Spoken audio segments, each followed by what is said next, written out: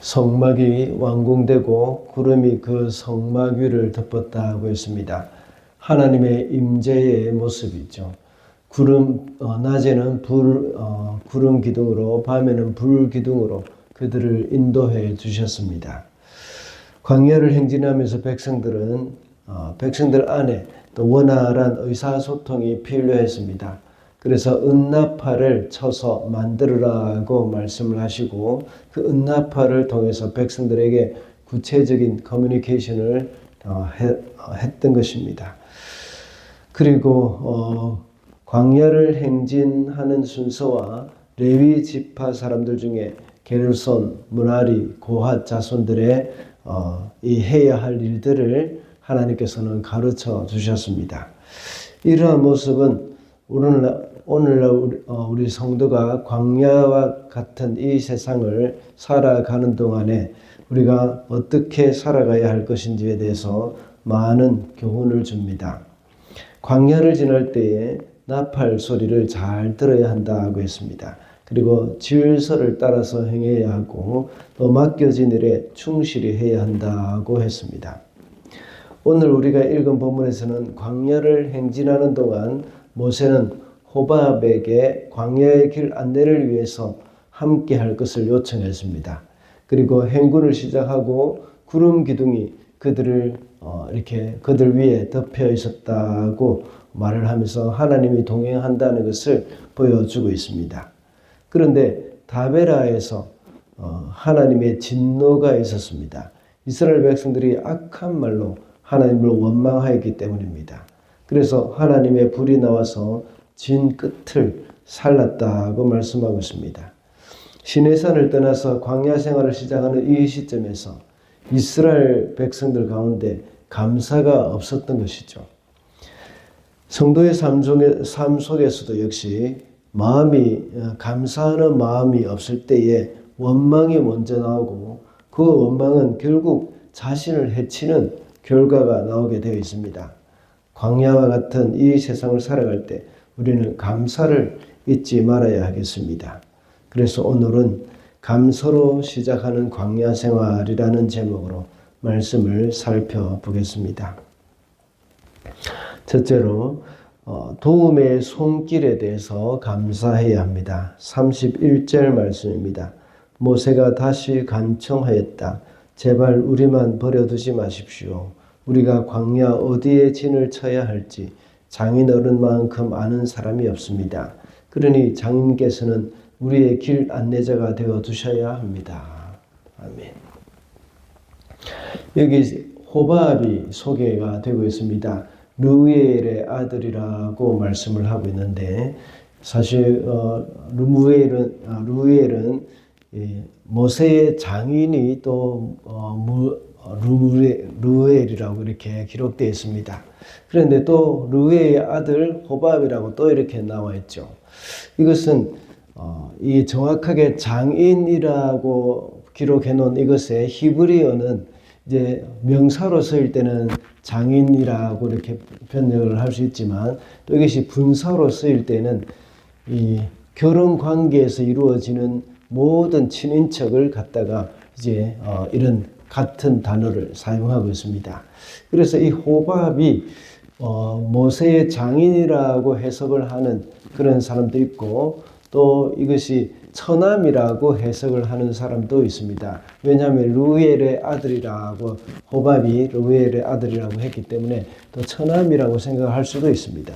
어쨌든 호밥은 미디안에 있으면서 그 광야를 아주 잘 알고 있었던 사람임을 우리가 알 수 있습니다. 호밥은 어렸을 때부터 늘 광야 생활을 하고 있었기 때문에 이스라엘 백성들에게 많은 도움을 줄 수 있는 것이죠. 어디로 가서 어디에 진을 쳐야 되는 것인지 또 어디에 진을 치는 것이 이들에게는 가장 안전한 것인지 이런 것들을 호밥이 잘 알고 있었다는 것을 우리가 알 수가 있습니다.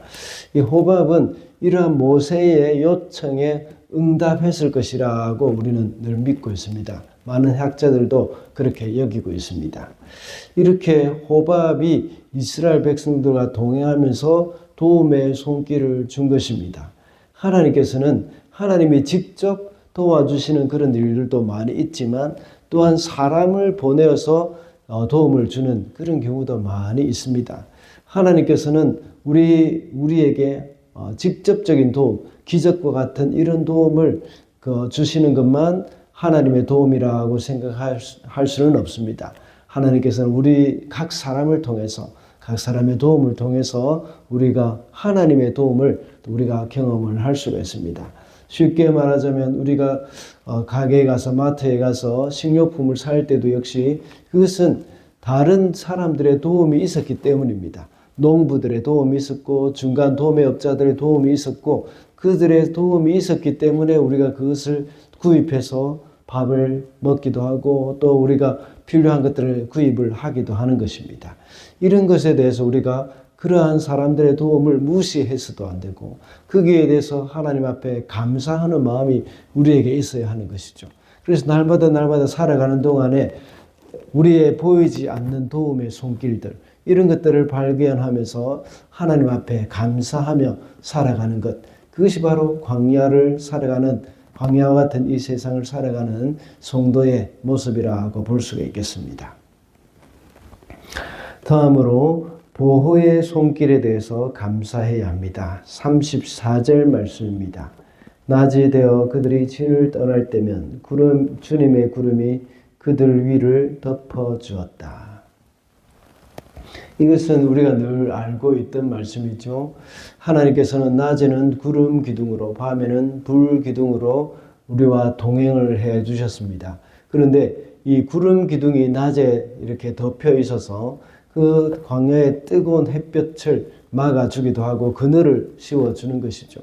그 광야의 구름 외에는 그늘을 찾을 수가 없기 때문입니다. 하나님께서는 이와 같이 항상 낮에는 이렇게 구름으로 덮어주면서 이스라엘 백성들이 그 뜨거운 햇빛을 피할 수 있도록 해주셨고, 밤에는 사막의 차가운 냉기, 이것을 불기둥으로 그들을 녹여 주었습니다. 그래서 따뜻한 난방장치와 같은 그러한 역할을 해 주었던 것이죠. 이것이 바로 하나님의 도우심입니다. 이스라엘 백성들은 이러한 하나님의 도우심을 그들은 간과하고 불평과 원망을 쏟아내왔던 것이죠. 하나님은 우리에게 참 세심한 배려를 해 주시는 것을 우리가 늘 볼 수가 있습니다. 우리는 때로는 이런 하나님의 도우심을 깨닫지 못하고 발견하지 못할 때가 얼마나 많습니까? 우리는 때로는 비가 많이 온다고 불평하고 원망할 때도 많고, 또 햇빛이 너무 쬐어서 덥다고 불평하고 원망할 때가 참 많습니다. 그러나 이러한 하나님의 구름이나 비나 햇볕은 우리에게 하나님의 큰 도움이라는 사실을 우리는 잊어버릴 때가 참 많습니다. 하나님의 또 보호하심이라는 것을 우리가 잊어버릴 때가 많습니다. 이런 햇빛이 나옴으로 말미암아서 우리 성도들 중에서 햇빛으로 말미암아 하나님의 보호하심을 경험하는 사람도 있습니다. 그리고 구름이 이렇게 덮여 있다고 해서 그것이 원망할 것이 아니라 구름으로 인해서 하나님의 보호하심을 또 경험하는 하나님의 백성들이 있다는 것이죠. 비도 마찬가지입니다. 이러한 여러 가지 일들을 통해서, 자연 환경을 통해서 하나님의 보호하심을 우리는 알 수가 있습니다. 지구를 보십시오. 우리가 지구를 볼 때에 지구에 이렇게 대기권을 보면 대기권을 통해서 우주에서 날아오는 모든 많은 것들이 이 대기권 안에서 다 보호가 되고 또 그것이 대기권을 통과하는 동안 다 타서 없어지는 바람에 지구에 그렇게 큰 피해가 없다는 것을 우리가 알 수가 있지 않습니까? 이런 것들은 역시 하나님의 보호하심이라는 사실을 우리가 잊어서는 안 되겠습니다. 그러므로 살아가는 순간순간마다 하나님의 보호하심에 대해서 우리는 감사하며 살아가야겠습니다. 마지막으로 감사가 없을 때 불평이 나오게 됩니다. 11장 1절입니다. 주님께서 들으시는 앞에서 백성들이 심하게 불평을 하였다. 주님께서 듣고 진노하시어 그들 가운데 불을 놓아 진 언저리를 살라 버리셨다. 이스라엘 백성들이 이렇게 하나님께서 도와주시고 하나님의 도우심과 하나님의 보호하심, 이것을 깨닫지 못했습니다. 그들이 광야 생활을 지나가는 시내산을 떠나서 광야 생활을 지나는 동안 또 이제 마침내 불평을 하기 시작하는 것이죠. 이제 시내산을 떠나서 광야 생활을 하는 그 기간 동안에 하는 첫 번째 불평이었습니다.